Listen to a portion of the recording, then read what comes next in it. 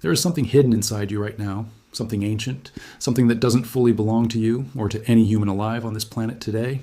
It has been sitting there quietly for tens of thousands of years, folded into the spiral architecture of your DNA, waiting to be found. And in the last few years, scientists have finally started finding it, piece by piece, discovery by discovery. And what they are uncovering is rewriting everything we thought we knew about the human story. We grew up with a simple version of history. Modern humans evolved in Africa. We spread across the world. Every other kind of human that came before us, the Neanderthals, the ape-like ancestors, the ancient wanderers, they all disappeared. And we, Homo sapiens, emerged as the sole survivors, the dominant species, the last ones standing.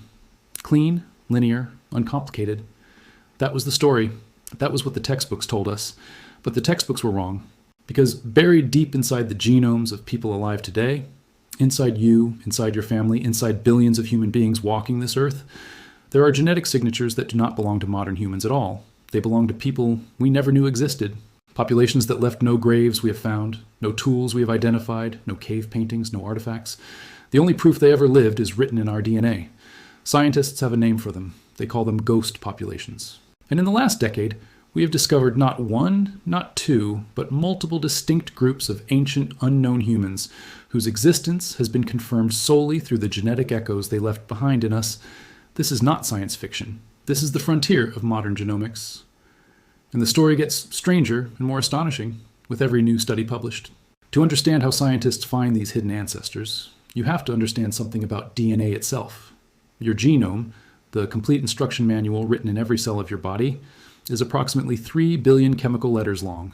Most of it is identical across all humans, but a small fraction varies from person to person, from population to population. These variations are like fingerprints. They tell a story about ancestry, about migration, about who mated with whom and when and where. For most of human history, that story could only be read by digging up physical bones and examining the anatomy. Then came ancient DNA analysis, and everything changed. When scientists began extracting and sequencing DNA from ancient human remains, bones and teeth, sometimes tens of thousands of years old, they started finding something peculiar. Certain stretches of DNA in living people didn't match any known population. They were too different from modern human sequences to have come from us, but they weren't matching Neanderthals either, or any other known species. The statistical models pointed to something else, something that had interbred with our ancestors but had never been identified. Something that was there, invisible, unnamed, casting a genetic shadow across millions of living people without anyone knowing why. That is a ghost population. And the first one we ever confirmed in a dramatic, undeniable way was the Denisovans. In 2008, archaeologists digging inside Denisova Cave, a cold and remote shelter in the Altai Mountains of Siberia, found a fragment of bone, a single piece of a finger, the pinky of what appeared to be a juvenile, possibly a young girl. It was tiny, unimpressive, easily overlooked. But when scientists at the Max Planck Institute for Evolutionary Anthropology managed to extract DNA from this fragment and sequence it, the scientific world went silent in collective shock. The DNA did not match Neanderthals, which had been found in that same cave. It did not match any modern human. It was something entirely new, a previously unknown branch of humanity. These people were named Denisovans, after the cave where that sliver of bone was found. And what made them even more remarkable was what came next. When researchers started scanning modern human genomes for traces of Denisovan DNA, they found it. Not in a trace amount so small it could be dismissed. They found it in living people, particularly in populations across East Asia, Southeast Asia, and Oceania. People in Papua New Guinea carry between 4 and 6% Denisovan DNA. Indigenous Australians carry it too. Some populations in the Philippines carry more Denisovan ancestry than any other group on Earth. These weren't coincidences or statistical noise. These were the preserved genetic remnants of real ancient encounters. Our ancestors had met the Denisovans. They had lived alongside them. They had children together. And some of those children's children's children's children, an unbroken chain of generations stretching across more than 50,000 years, eventually became people alive today.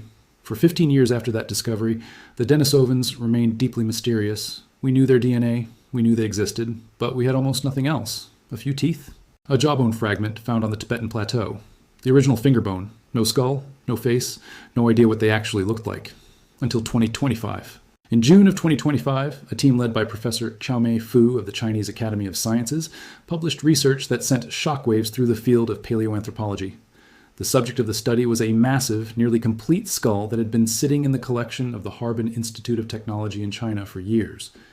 Discovered in northeastern China and estimated to be at least 146,000 years old, the skull was so large, nearly a foot long, housing a brain comparable in size to our own, that researchers initially classified it as an entirely new species and called it Homo longi, Dragon Man.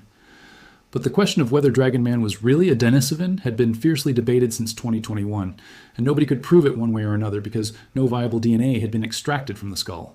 Ancient DNA typically hides inside the dense bone of the inner ear, but the collectors who originally unearthed the Harbin skull had removed those sections decades ago. Professor Fu refused to give up. Her team turned to something far less obvious: dental calculus, the hardened plaque on the fossil's teeth. That ancient tartar, so easy to overlook, had entombed cellular material for over 100,000 years, protecting it from degradation. From that dental calculus, Fu's team extracted fragments of mitochondrial DNA and analyzed 95 ancient proteins, 3 of which carried variants specific to the Denisovan lineage. The verdict was confirmed. Dragon Man, Homo longi, the giant-skulled ancient human found in China, was a Denisovan. For the first time in history, we knew what our mysterious Denisovan relatives looked like. A broad, heavy face, pronounced brow ridges, deep-set eyes, a brain as large as ours. These were not primitive creatures. These were intelligent, wide-ranging humans who occupied Asia for hundreds of thousands of years. And then the mystery deepened further. Because when the same research team analyzed the Harbin individual's genetic lineage, they found traces of something else, something that even the Denisovans had apparently encountered and interbred with. A genetic signal pointing to what scientists described as a super-archaic group. An unknown population with no identified fossil record, no ancient DNA match, and no name. A ghost population within a ghost population. A layer of humanity even older and more obscure than the Denisovans themselves, lurking in the DNA like a shadow inside a shadow. This is the new reality of human evolution. It is not a clean family tree. It is a web. A tangled, complex, richly interwoven web of ancient populations, meeting, mixing, diverging, and merging again, across hundreds of thousands of years and across every continent on Earth. Nowhere is this complexity more striking than in Africa. For decades, the study of ancient human DNA was largely focused on Eurasia, simply because DNA preserves poorly in warm, tropical climates. Most ancient African genomes are difficult to recover, but statistical genomics, the process of using mathematical models to detect ancient admixture events even without fossil DNA, has revealed that the story inside Africa is at least as complex and possibly even more so than anything happening in Europe or Asia. In 2020, researchers analyzing the genomes of 405 modern West Africans made a discovery that stopped the scientific community cold. When they combed through the DNA and looked for sequences that couldn't be explained by any known modern human lineage, they found them. Segments of DNA that were neither Neanderthal, nor Denisovan, nor any identifiable group of early Homo sapiens. They were different, deeply different. The modeling suggested that the ancestors of today's West Africans had interbred with an unknown archaic human population roughly 50,000 years ago. And this ghost population had split from the common ancestor of modern humans and Neanderthals somewhere between 360,000 and 1 million years ago. According to estimates, between 2 and 19%, and likely around 6 to 7%, of the DNA in some West African populations today may have come from this completely unidentified group of ancient humans. Sriram Sankararaman, the computational biologist at UCLA who led this research, said it plainly. The story of human evolution is incredibly complex, and we have only scratched the surface. That is the unsettling truth. We are not who we thought we were. The borders between human species, the clean taxonomic lines we drew in textbooks to separate Homo sapiens from Homo neanderthalensis, from Homo erectus, and all the others, those lines barely existed. What actually happened was messier, wilder, more intimate. Our ancestors were meeting these other humans. They were sharing fires with them, competing with them, and yes, having children with them, again and again across different continents, in different time periods, under different circumstances. And the evidence of every one of those ancient unions is carried forward in living DNA today. The Denisovan story itself illustrates just how far-reaching these encounters were. Scientists have now confirmed that modern humans interbred with Denisovans not just once, but multiple times, in multiple locations. There was at least one interbreeding event that affected populations across East Asia and the Pacific. There was a separate event that seems to have contributed to the ancestry of populations in South Asia. And the presence of Denisovan DNA in Tibetans is particularly remarkable because it includes a specific gene variant called EPAS1, which allows for more efficient oxygen use at high altitudes. This adaptation, inherited directly from the Denisovans, is part of why Tibetan people can live and thrive at extreme elevations that would incapacitate most other humans. In a very real biological sense, the Denisovans gave Tibetan populations the ability to survive on the roof of the world. That is the living, breathing consequence of ancient interbreeding.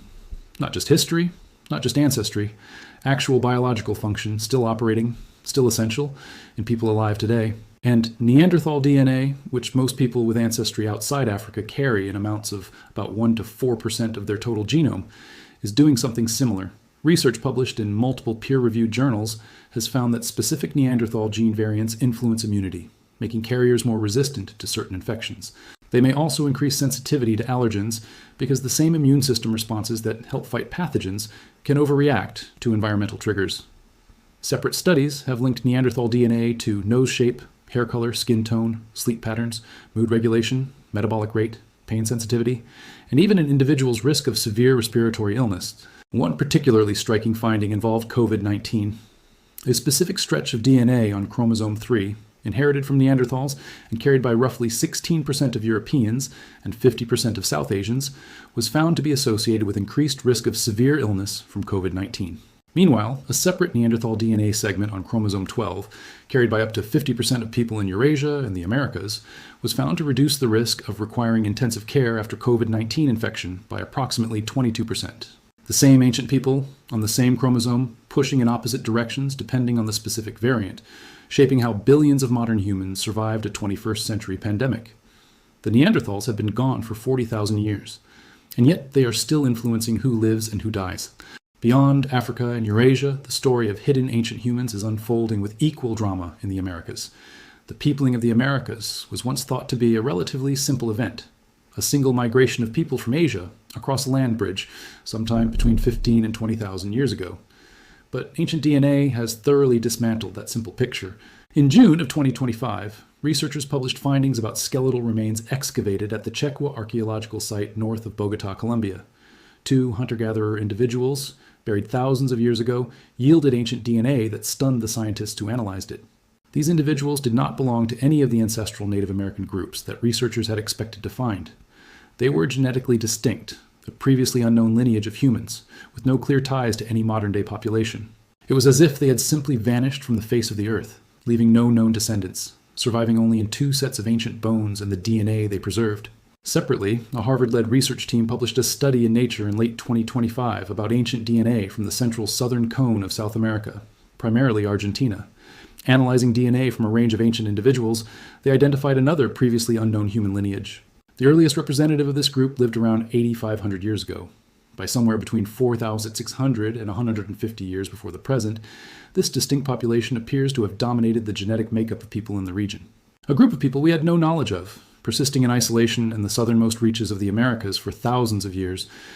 Javier Maraval Lopez, the Harvard evolutionary biologist who led the study, called it simply a major episode in the history of the continent that we just weren't aware of. These are not footnotes. These are entire chapters of human history that we are only now beginning to read. The same revelations are happening in Asia. In 2025, researchers led by Fu Xiaomei of the Chinese Academy of Sciences published findings in Science about prehistoric genomes from Yunnan, a province in southwestern China. Among the genomes analyzed was one from a woman they called Xingyi Yinan, a hunter-gatherer who lived approximately 7,100 years ago. Her genome was as genetically distant from modern East Asians as a 40,000-year-old individual previously found near Beijing. This woman represented yet another ghost population, what researchers called Xingyi ancestry, a lineage that had diverged from other Asian human populations at least 40,000 years ago and had then apparently persisted in isolation for tens of thousands of years in the ecologically diverse and mountainous terrain of Yunnan. Her genetic signature turned up in present-day Tibetans, meaning this ghost population, unnamed, unidentified as recently as a few years ago, actually contributed to the ancestry of one of the most distinctive and high-altitude adapted human populations on Earth. The rugged landscape of Yunnan had not merely sheltered a prehistoric woman for her lifetime, it had preserved a unique branch of humanity for millennia, long enough for it to leave a permanent mark on the living.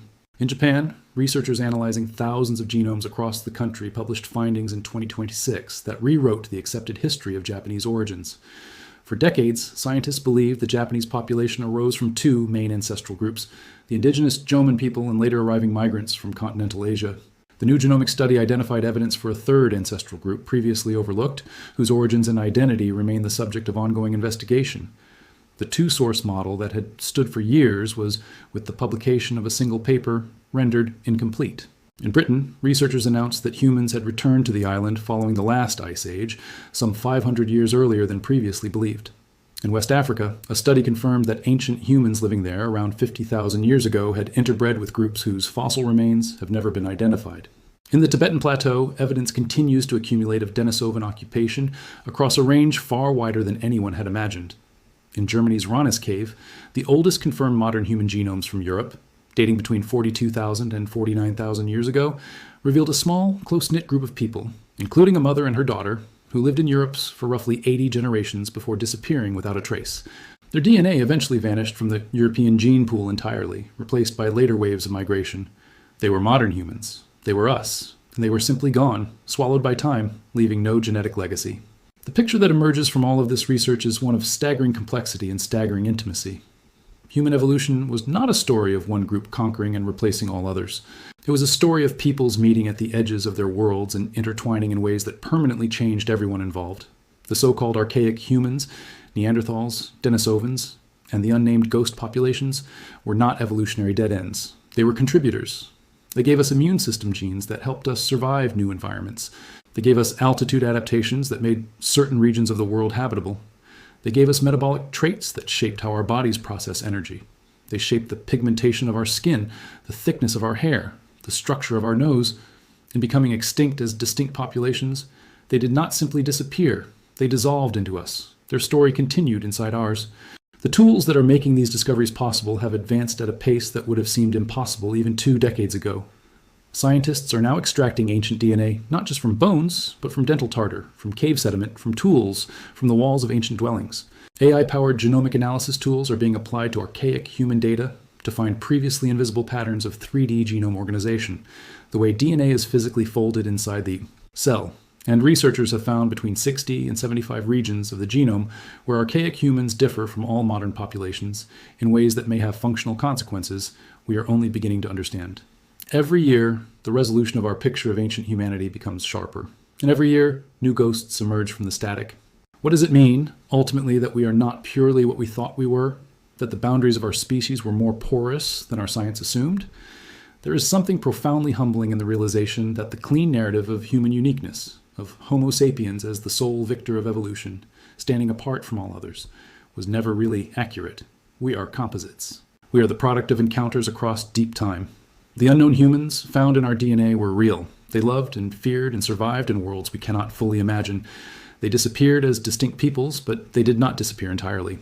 Every time your immune system fights off an infection using a gene inherited from a Denisovan, or every time a Tibetan climber ascends to altitude on lungs adapted by ancient interbreeding, or every time a genetic risk factor shaped by Neanderthal ancestry influences the outcome of a modern illness, in all of these moments, the ancient ones are still here. They are here because they are us.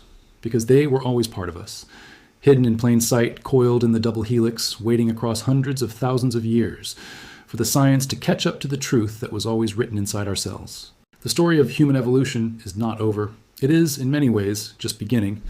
Every new genome sequence from an ancient bone, every new statistical analysis of modern DNA, every new cave, excavated in a remote mountain range, each one has the potential to reveal another ghost, another population that lived and breathed and shaped the world, another branch of the human family that we forgot existed, until the molecules reminded us. We did not come from a single, pure, unbroken line. We came from all of them, from the ones we knew, and the ones we lost, and the ones we are only now learning to name.